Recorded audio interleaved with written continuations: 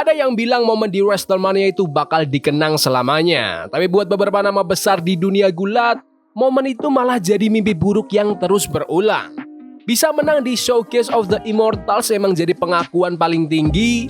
Tapi ada sekelompok kecil Hall of Famer dan calon headliner masa depan yang udah naklukin dunia, menangin banyak gelar dan jadi bintang utama di mana-mana, tapi malah dapat skor 0 besar pas kamera paling terang nyorot mereka. Di video hari ini kita bakal bahas 5 bintang WWE paling gede yang belum pernah sekalipun ngerasain gimana rasanya menang di WrestleMania. Dan buat satu orang di daftar ini, taruhannya nggak pernah sebesar ini pas kita nuju ke Las Vegas nanti. Kita di sini nggak lagi ngomongin pemain figuran atau yang cuma numpang lewat ya. Kita lagi bahas para pemenang Triple Crown, juara Royal Rumble, sampai tag team paling berprestasi sepanjang sejarah. Dari gaya strong style Jepang yang keras sampai kegilaan meja-meja di ECW, bintang-bintang ini udah mendominasi tiap arena di bumi. Kecuali satu arena yang paling penting buat warisan karir mereka. Yang kelima, Asuka. Asuka datang ke WWE kayak badai, dia megang gelar NXT Women's Title selama 510 hari, rekor yang gak masuk akal dan masuk ke WrestleMania pertamanya di usia 34 tahun, dengan rekor nggak terkalahkan yang kelihatannya mustahil dipatahkan. Bisa dibilang dia itu pegulat cewek paling berprestasi di sejarah perusahaan, seorang Grand Slam Champion yang udah menangin semua yang bisa dimenangin. The Empress of Tomorrow ini udah naik ke panggung WrestleMania 5 kali, 2 kali diantaranya dia masuk sebagai juara yang dominan banget. Tapi anehnya, tiap kali tampil, magic WrestleMania-nya kayak nguap gitu aja. Mau itu kalah submission yang bikin shock dari Charlotte Flair di Mania 34 atau pertandingan triple threat yang berat banget di Mania 40. Asuka selalu tampil gila tapi dia nggak pernah bisa nuntasin misi buat menang. WWE ngelihat Asuka sebagai utility sejati, dia saking jagonya sampai bisa kalah di panggung gede tanpa bikin karismanya luntur.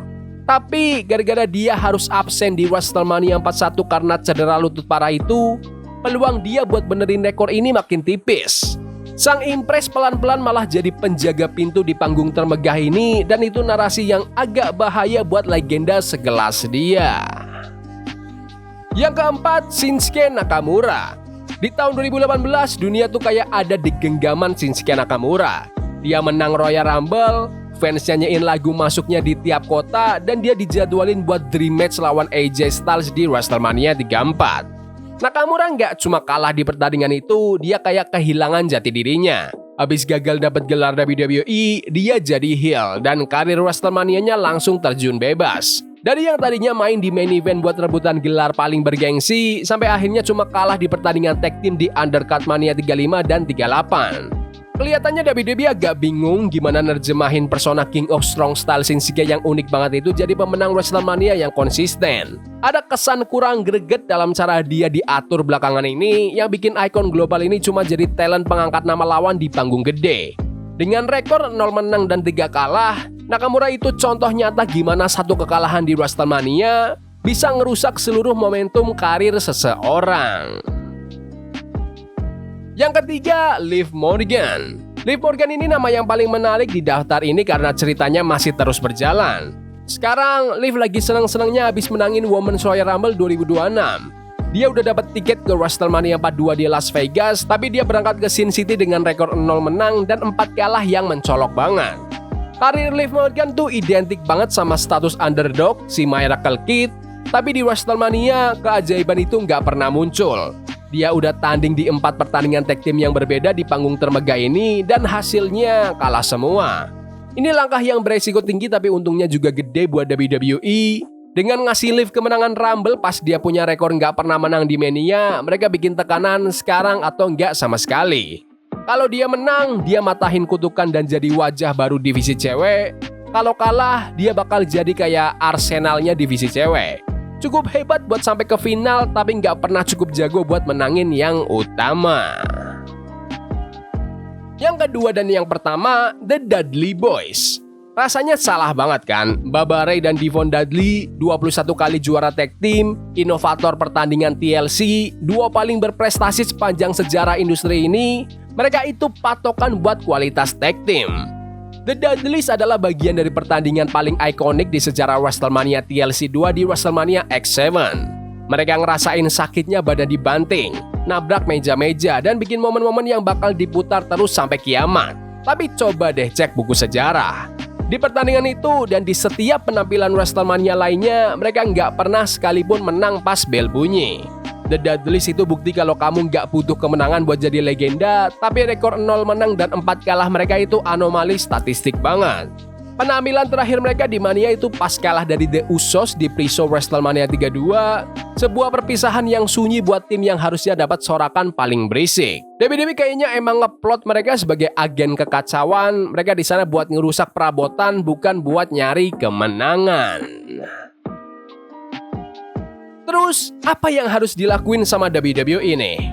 Menurutku, yang pertama ada kisah penebusan Liv Morgan. Semua mata tertuju ke WrestleMania 42, Liv Morgan lawan sang juara kemungkinan Jade Cargill atau Stephanie Becker. Bukan cuma soal gelar, ini soal harga diri.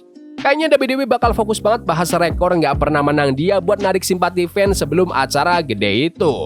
Yang kedua, langkah terakhir Asuka. Mengingat Asuka yang gagal terus balik ke divisi top, ekspektasi kita sih bakal ada alur cerita satu misi terakhir. Dia butuh satu kemenangan WrestleMania itu sebelum benar-benar pensiun, dan pertandingan pensiun lawan menang di Mania itu pasti bakal laku keras. Terus yang terakhir nih, ada perubahan Nakamura. Shinsuke udah buktiin di Saturday Night Main Event kalau dia masih jago.